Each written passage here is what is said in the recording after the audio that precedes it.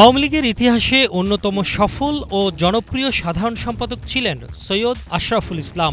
দলের প্রতি অবদান, বিশেষ করে 1-11-এর সময় তার বলিষ্ঠ ভূমিকার কথা জানা দলটির নেতাকর্মীদের। এছাড়া নির্লোভ, সৎ ও সাদাসিধে জীবনযাপনের জন্য পরিচিত বাংলাদেশের প্রথম অস্থায়ী রাষ্ট্রপতি সৈয়দ নজরুল ইসলামের বড় সন্তান সৈয়দ আশরাফকে দেশের রাজনীতির উজ্জ্বল নক্ষত্র হিসেবেই গণ্য করেন অনেকেই। আদর্শবান নির্লোভ মানুষ ছিলেন, এত বড় দায়িত্বে ছিলেন।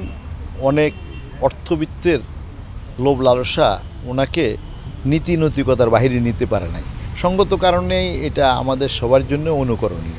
ভবিষ্যৎ প্রজন্ম কিন্তু উদাহরণ দিতে পারবো যে সৈয়দ আশরাফ সাহেব যেরকম করে দিয়েছেন, আমরা যেন সেইভাবে লোভ লালসার ঊর্ধ্বে থেকে আমরা যেন আমাদের কাজ জন্য করতে পারি। কিন্তু তিনি বেশি দিন ছিলেন না আওয়ামী লীগ সভাপতি শেখ হাসিনার গুডবুকে। তার উপর চটেছিলেন সাবেক প্রধানমন্ত্রী। শুক্রবার সৈয়দ আশরাফের ষষ্ঠ মৃত্যুবার্ষিকীর দিন নিজের ভেরিফাইড ফেসবুকে এমনই তথ্য জানান সাবেক স্বরাষ্ট্র প্রতিমন্ত্রী সোহেল তাজ। হাটে হাড়ি ভাঙা প্রথম পর্ব শিরোনামে সাবেক প্রধানমন্ত্রী সৈয়দ তাজউদ্দিন আহমেদের ছেলে লেখেন, সৈয়দ আশরাফের 3টি জানাজা হবে শুনে তৎকালীন আওয়ামী লীগ সভাপতি এবং প্রাক্তন প্রধানমন্ত্রী শেখ হাসিনা বিরক্তি প্রকাশ করেছিলেন। তিনি সাধারণ সম্পাদক ওবায়দুল কাদেরকে ধমক দিয়ে বলেছিলেন, ও এত বড় কি হয়ে গেল যে 3টা জানাজা পড়াতে হবে। প্রতি উত্তরে কাচুমাচু করে ওবায়দুল কাদের আমতা আমতা করে জবাবে বলেছিল, নেতাকর্মীরা ওনাকে অনেক পছন্দ করে আর তাদেরই দাবি না মানলে সামলানো যাবে না। আমি হেফাজতকে হুঁশিয়ার করে দিতে চাই, সরকার কিন্তু আর বরদাস্ত করবে না।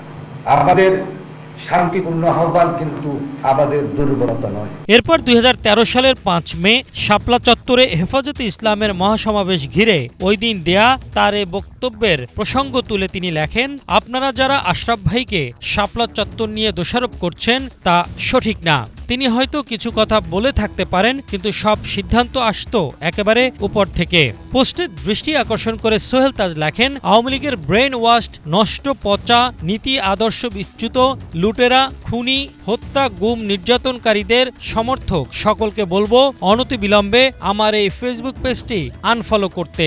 আর অনুরোধ থাকবে নিজের বিবেককে জাগিয়ে আত্ম উপলব্ধি, আত্মসমালোচনা করে অনুশোচনা করার। এদিকে সৈয়দ আশরাফুল ইসলামের ষষ্ঠ মৃত্যুবার্ষিকীতে আওয়ামী লীগের অফিসিয়াল পেজে তাকে বর্ষিয়ার নেতা, সাবেক সফল সাধারণ সম্পাদক উল্লেখ করে গভীর শ্রদ্ধাঞ্জলি জানানো হয়। বলা হয়, দেশ ও দলের এই দুঃসময়ে একজন সৈয়দ আশরাফের অভাব প্রতিটি ক্ষণেই অনুভবনীয়। তিনি সারা জীবন একটি অনুপ্রেরণার নাম হয়ে বেঁচে থাকবেন বাংলাদেশ আওয়ামী লীগের প্রতিটি কর্মীর হৃদয়ে। তার স্মৃতি আমাদের সাহস যোগাবে আগামীর কঠিন সময়গুলোতে বঙ্গবন্ধু কন্যা জননেত্রী শেখ হাসিনার হাতকে শক্তিশালী করার মাধ্যমে বাংলাদেশকে উগ্রবাদীদের হাত থেকে চিরতরে মুক্ত করতে।